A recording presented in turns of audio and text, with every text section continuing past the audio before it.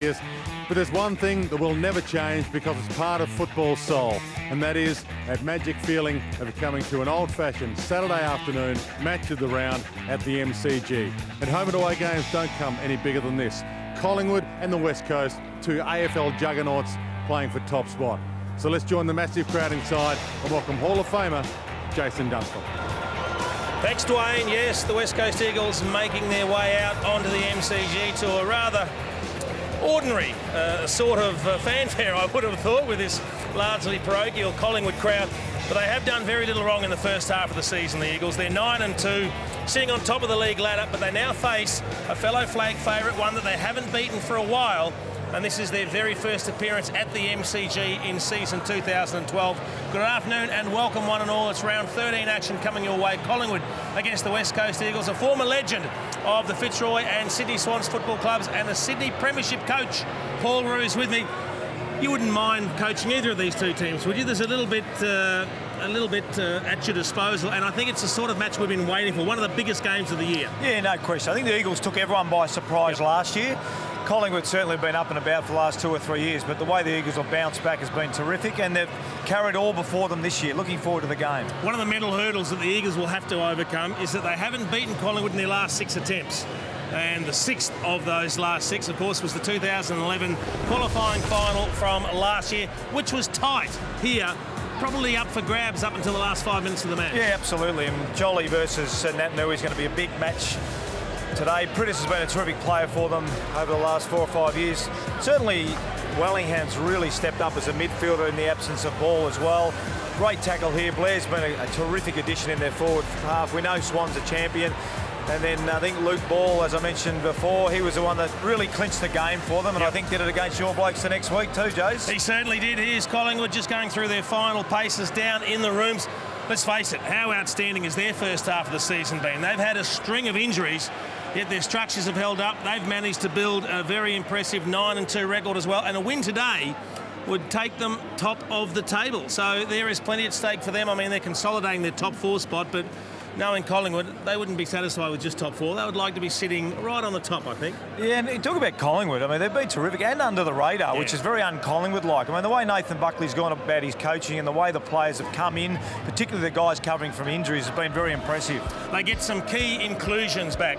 The Collingwood Football Club, Ben Reid comes back in, Heath Shaw, also Alan Tuvey. There's some handy inclusions. Yeah, absolutely. And Tarrant's out of the team, which is a big loss for them, but having Reid come back in and Young's into the side as a sub. So, look, it's a well-balanced side. Bringing 3 back in once is obviously a bit of a gamble, but they're all 3 quality players that they've brought back.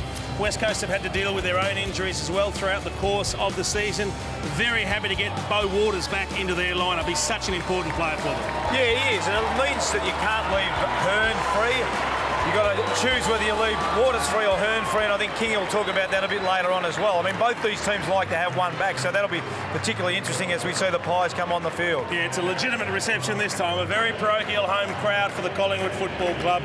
The last 6 in a row, they've managed to get over the West Coast Eagles, and it is testament to the way Nathan Buckley has taken over the reins, just the sheer consistency of output that they are producing at the moment. So a lot to like about the way Collingwood are going. A dual premiership star with the North Melbourne Football Club, David King, has joined us, as he always does. Kingy, good afternoon to you. Jace, I know you've spent plenty of time dissecting this one. It's going to be a ripper. I've become a nerd during the week, Jace, there's no doubt about that. But when I look at this game, I'm looking to see what the best do against the best. These two teams may come back here for a grand final potentially next time we see them here. I want to see where their strengths stack up head-to-head. The Collingwood counter-attack via Heath Shaw, Reid, O'Brien versus the West Coast press. How does that go? We'll review that throughout the course of the day. Jolie and Dawes versus Nick Nat and Cox. Where does that sit? Last year we saw clearances in favour of the West Coast, but not by much. Sharking of hit-outs is a big advantage or a big area that the Pies have versus the pure clearances of the West Coast Eagles. The young brigade, Shuey and Selwood versus side, bottom and beams. Where does that sit? Roosie will address that throughout the course of the day. I want to see how Cloak and Dawes go against Glass, and I think a much improved Mackenzie, who's really becoming one of the most elite players in the comp. You talked about the loose man impact, and we'll touch on that, but there's a lot to judge today. And I think by the end of the day we'll know what both these teams need to work on for next time they meet. Yeah, absolutely. I think that the loose man back's going to fascinate me, Chase. I think that both teams play better with a one back. Maxwell O'Brien, Waters Hearn down the other end. That's going to be fascinating. It certainly shapes as an enthralling clash. And the Pies should be fresh coming off the bye. They enjoyed a little bit of sunshine, in fact, as Nathan Buckley took his troops north to Port Douglas for a few days of R&R. We'd planned what we wanted to do mid-season. Probably started talking about it 8 weeks ago and finalised it probably a month before getting away. Review, recover, re-energise and then have ourselves focused to get back for the game against West Coast, and we're looking no further than that.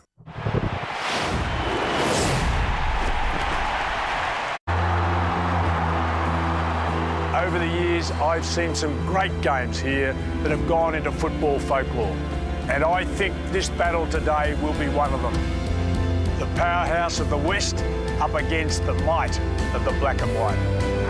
Takeoff, nearly runs out of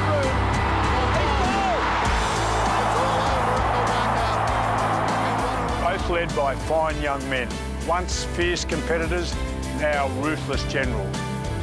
Destined to collide here in round 13, and maybe, just maybe again, on the last Saturday in September. That's the seal of the Pies are home.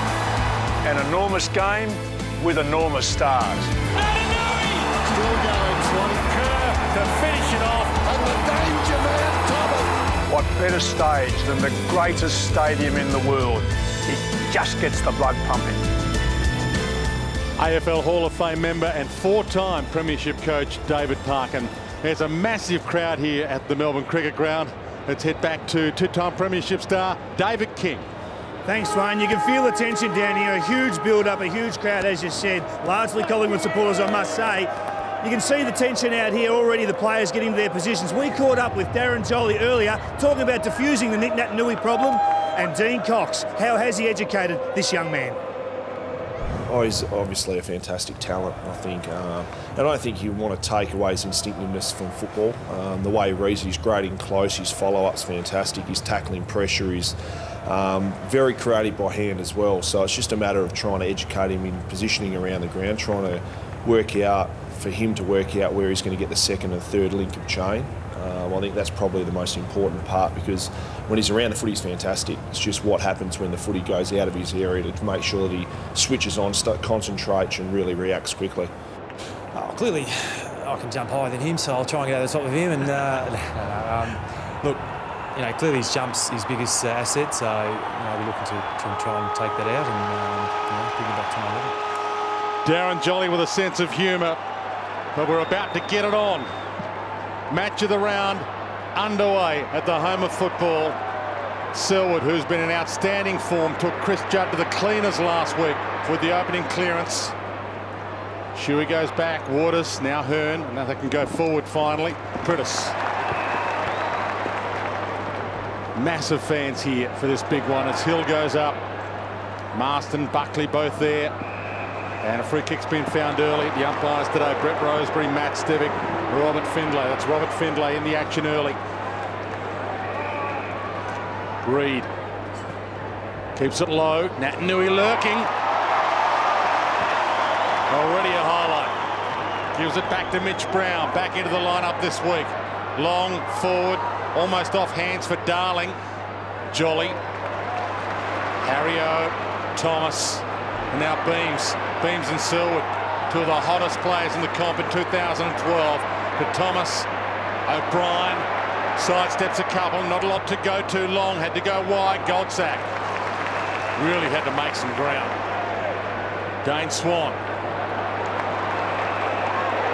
Blair held up. Crowd wanted 50, don't get it. For Solo. He actually held it up really well, McGinnity. Cloak leads short, Dawes leading long, and the long sleeves Dawes, and he dives and marks. I'm not sure Darren Glass didn't find himself in a headlock at some stage there. But that's a good body contest, and terrific for Chris Dawes to be able to assert himself early, because he's up against one of, if not the premier defender in the competition, and this is a pivotal battle. And he very rarely loses a one-on-one contest here. He did get a bit of a wrap around the neck, but he very rarely loses a one-on-one contest. Glass. And Dawes, whilst he doesn't win as many, he neutralised a lot of one-on-one contests as well. So this is going to be a ripping one-on-one matchup. He's been goalless in his past 3 games, Chris Dawes. That's what he has ahead of him. 55-degree angle. It's bending back, but not quite enough. And that's 4 goals, 11 for the season so far for Chris Dawes. So 3 years ago, Joe, I reckon he was a really good kick for goal from memory. So much of it's above the shoulders. Yeah. It's all about confidence. And when you've kicked, as Dwayne just said, 4-11 was it thus far? It is now, yeah. Your confidence isn't up when you're shooting for goal. Hearn heads wide. Fist to the boundary. I was just watching Hearn before too when Dawes, that one-on-one contest. He made an effort to get across, but he sort of ran himself under the ball and wasn't any help at all to Glass in that last contest. Pritis on hands and knees. Large group of players around the ball, as there quite often is early in games before fatigue sets in later. Two coaches going head-to-head for the first time as coaches. Nathan Buckley and John Worsfold, of course, they went head-to-head many a time as players. Nat Nui at half-back with Cox at full forward at the moment. Darling keeps it low. Marston will have to go.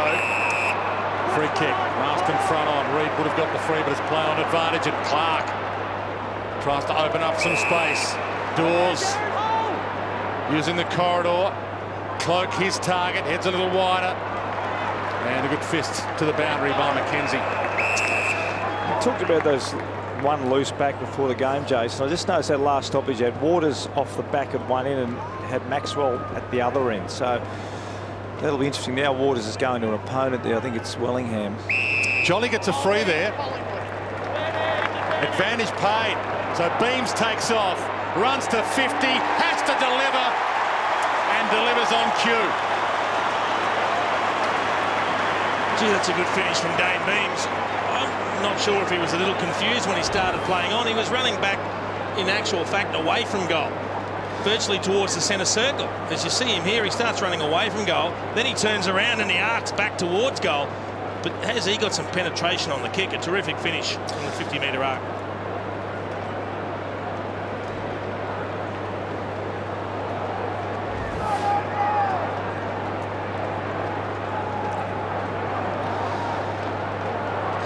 I really don't think they've got that right around the stoppages, that advantage rule. No. There's a number of Eagles players that could have got that ball had the umpire not blown the whistle. So it's still not right.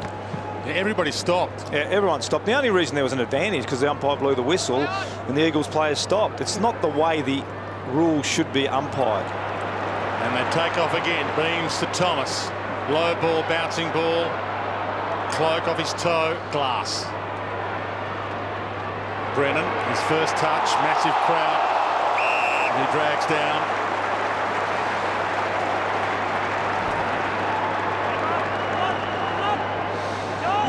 Improvising. A little bit of showtime. Biggest crowd some of these West Coast players have played in front of in their young careers. Brennan, one of them, for solo. Just beyond his range. He's a good kick of the footy, Dwayne. I think he'd nearly back himself to get the journey from there. We just saw Dane Beams comfortably make it from 50, and he's gone back to give himself a good run-up of momentum. He's kicked 14-8 this year from the square. Gets plenty of shoe on it. That's all the way home. And that started from a cloak tackle. And Nathan Buckley really happy about that. The forward pressure from the talls, the bigs making a tackle there. Cloak forced a stoppage when the ball went out of bounds. Here it is here. Here's the result. And then there was a fair bit of pressure on the Eagles player coming out. Scrubby old kick, another scrubby old kick. Really good pressure. So if the Eagles are going to move the ball, they're going to have to use the hands rather than just quick kicking it out of there. And a great finish by Fasolo.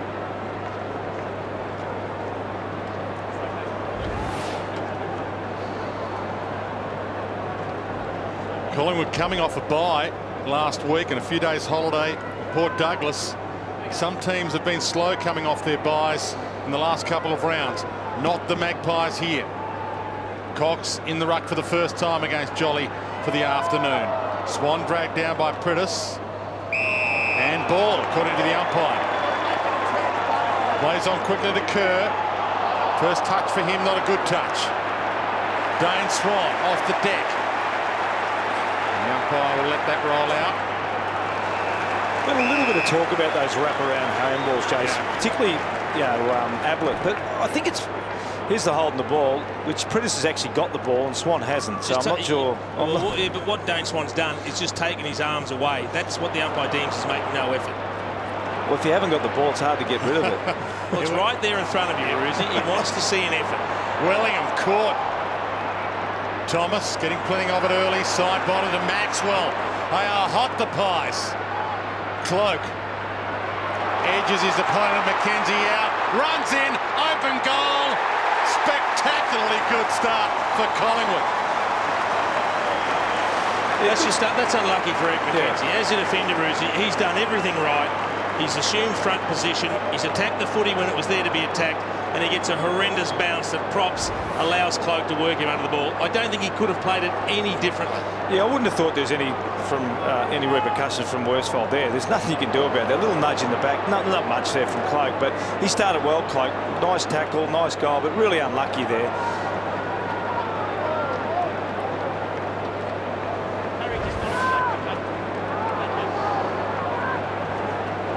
There we have there Travis Cloak versus McKenzie at this stage. You can see he's very good one-on-one, McKenzie. He's only been beaten, I think, 9 times in the last 4 weeks in terms of one-on-one contests. Class the best in the competition.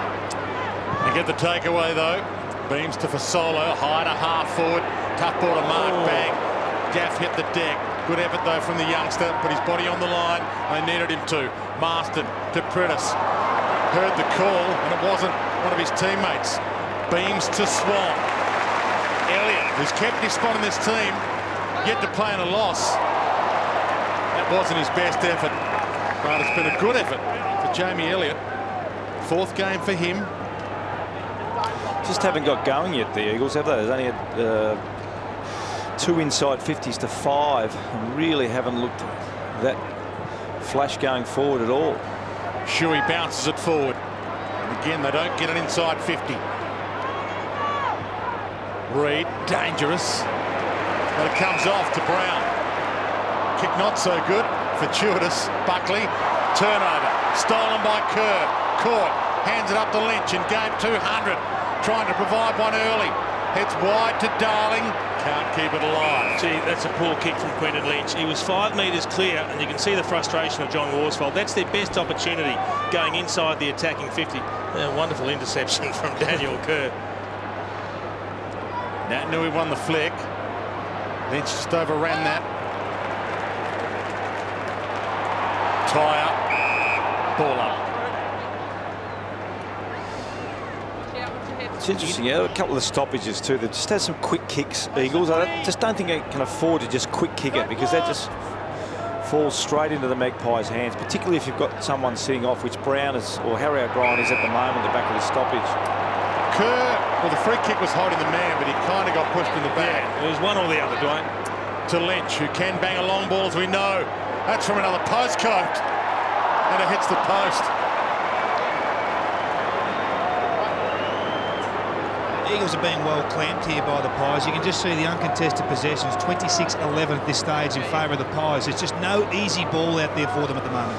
Yeah, I think King, as I was saying, they're just getting it, quick kicking it. I think they're just going to have to use their hands out of these stoppages, particularly with O'Brien or Maxwell back. We talked about that before the game.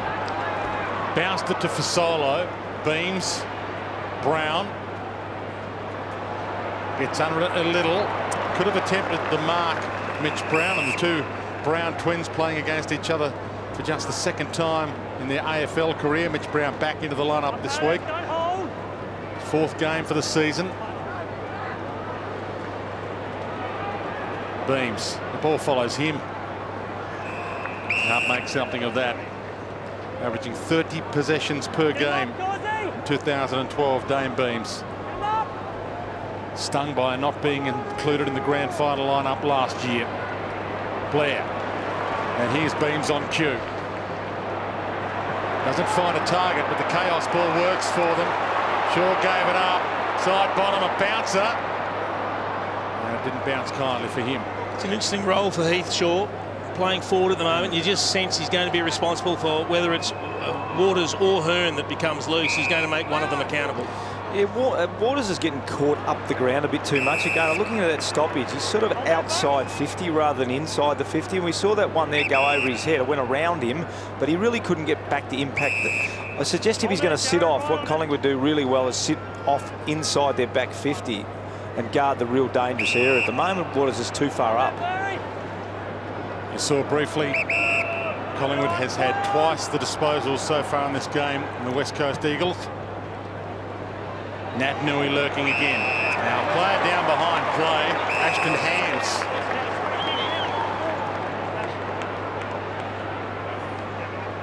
Up and okay, wins the free. Nat Nui marked it regardless. Collingwood get a chance to send their players back and set up. Hearn handled to Gaff. Back to Hearn, it works. Lynch, have to say within range. Had a sighter from this flank at least, but this is a tougher angle.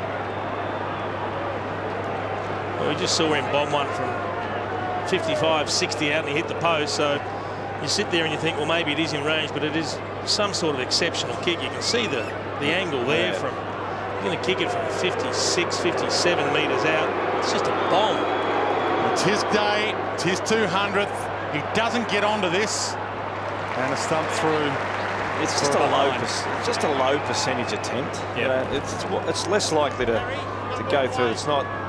There's a bit of a block from Hams and Dawes getting him out of the way. Either way, it was going to be an Eagles kick anyway. Buckley to Dawes. Swan. Elliott, good hands. Yeah, really good hands. And that's why he's held his spot in the lineup. Blair. Everybody takes a breath. Splendid start from Collingwood. West Coast a little shell shocked. Lynch up. Another set of good hands. The problem that Blair had there, 2 Collingwood players were going off the ground, so they were actually too short. So there wasn't any options to go lateral. He just had to kick it down the line. Jolly beats Cox. Been in better form than some believe. Darren Jolly, side bottom to half forward, and Goldsack wins a free. Now Fasolo kicked one for about this range a few minutes ago. Here's a long kick as well. They do have some players with a bit of range in their kicking, don't they? He's been an important player for him, Goldsack, too. He's bobbed up over the last sort of 7 or 8 weeks and kicked some real critical goals at important times. He's played every game this year after playing in less than half Collingwood's games the last 3 years. So he also has come of age. We've got the journey easily. I mean, you've got Goldsack, you've got Fasolo, who we've already seen, Travis Cloak. They can all bomb them from 55. They really need a steadier now, the Eagles, don't they? Yeah. They just haven't looked threatening or dangerous at all, apart from a couple of long bombs from Lynch, but they haven't really had an easy shot at goal yet. Hearn heads long. Selwood, a little fake, and then took the mark well.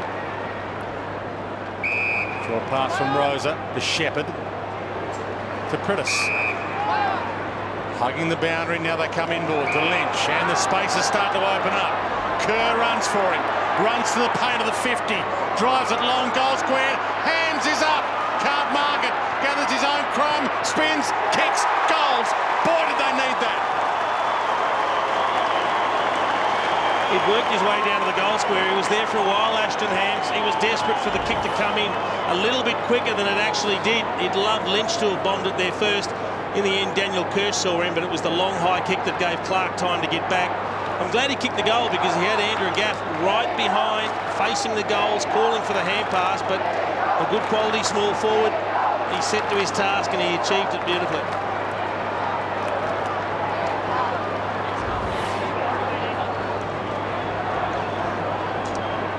You're absolutely right, Jace. He was standing in the goal square, waiting and waiting, and I thought he'd pulled the trigger too late there, Daniel Kerr. It looked like Clark was going to get there and punch the ball through, but Hams was there for an eternity.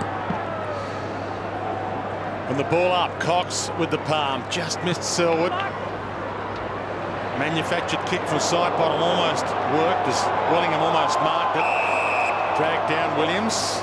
Ali Williams also held his spot into this lineup. And the footy gods are here at the moment. It's been raining here in Melbourne all week, but the footy gods have come for the match of the round as well. The rain is holding off, although it is raining in other parts of Melbourne. Maxwell pumps it. Dawes his target. Couldn't get near it. Wasn't a great kick coming in because it actually was to the advantage of the Eagles' loose player, which was Beau Waters. He just went up, mistimed his jump, went up before acceptances, and he actually hit the deck before the ball got there. Cox down to Wellingham, and he blazes away. Top spot on the ladder up for grabs for the winner this afternoon. It doesn't get any bigger than this. Forward stoppage is going to be really important for both teams. I think both teams are going to fancy their chance of getting a shot at goal. We saw Wellingham get a shot there from a forward stoppage. I think that's going to be a case at both ends of the ground. Rosa made Mitch Brown earn it. So Mitch Brown and Beau Waters in for the West Coast. And a late change if you've just joined us for Collingwood. Tarrant out and Tom Young back in after initially being dropped. Darling up. Hands to it, couldn't mark it. Kerr. And now Hams can get and go. Cox calls for it. And he pops it to the top of the square. Shepherd's there and he marks front spot. Gee, that's a terrific mark. I thought it was a strange sort of kick because Nat Nui is the one you want to chip that high ball to when Cox brought it in. But Nick Nat Nui had actually led up to the play. He got under the ball and it was left to Brad Shepherd to take the contested mark up in the air. A terrific effort. And all of a sudden they get an opportunity to get a couple of quick goals on the board and just take away that early dominance that Collingwood had. Another player having his best ever season, Brad Shepherd. 7th game of the year. Massive kick. Cool head. West Coast have kicked the last 2. Yeah, look, the second one from a kick in too, so they've done pretty well. Their first kick's going wide, nice and wide. They've been able to break through about the wing, and you know if you can get through that area there. And the second time Marty Clark's been involved in a marking contest, the first one he was successful, and the next one he was not. But he seems to be the one that's on that last line of the zone at the Eagles' kick-ins, and he's the one that's been racing back to try and support his defence and wasn't able to do it there.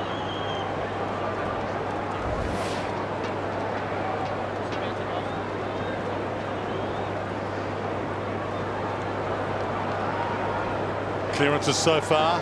Collingwood 8, West Coast 5. Jolly through his legs in the end.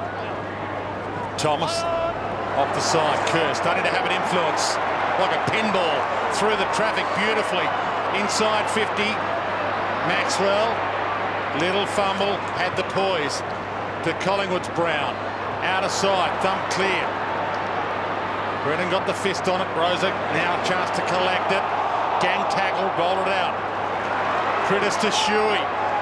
Nat Nui, full forward, manhandled, no free. Still alive though, grabs it, gives it out. Flick toward Thomas. Sherrod Wallingham on the back track to Tuvey. Handballs it outside 50. Buckley had an arm held. Blair dragged down and the game's lifted again. What a terrific contest. Ben Reid on Nick Nat Nui showed some great strength. Really, really good. Here's the early clearance from Daniel Kerr. Gets the ball first, then spins, protects the body. He's a class player. Yeah, vintage Kerr plays his 200th game in a couple of weeks. Daniel Kerr. He attacked around the ankles. That was NRL style. Well, he's one more frees than any other player in the competition this year, Luke Shuey, with 34. He's entitled not to get one there. Certainly deserved one. Hams, little fumble. Hearn, McKinney, Rosa, Brown. Not the best of kicks. Punch clear as Shepherd. Hams had a piece of it. Marley Williams uses some speed. Turns it over. Glass. McKenzie. With Cox in the middle of the ground. Saw him late. Kicked terrible. And Williams is away in space. Cloak wants it long. In his direction. Glass. Cloak. Glass gets back. Will he rush it? Will he fumble it? He takes it on. Hearn takes it out. Well, we just saw what happens when you turn the ball over. You're immediately under pressure. Eric McKenzie, he had Dean Cox in 15 metres of space and he couldn't hit him with a chip kick. All of a sudden the turnover nearly cost them a goal. Danger not averted just yet. Shuey. Hassled. Toes it. Almost stolen by Shaw, but he got it back. And Kicked it towards the wing, off Darling's hand. Ball in. Yeah, certainly the field kicking hasn't been great at the moment. Even that ball going into Cloak wasn't to his advantage. Gave Glass a real opportunity to spoil the ball. Not great field kicking. A lot of quick kicks under pressure at the moment. Maybe the pressure of this game is a little greater than it has been for many.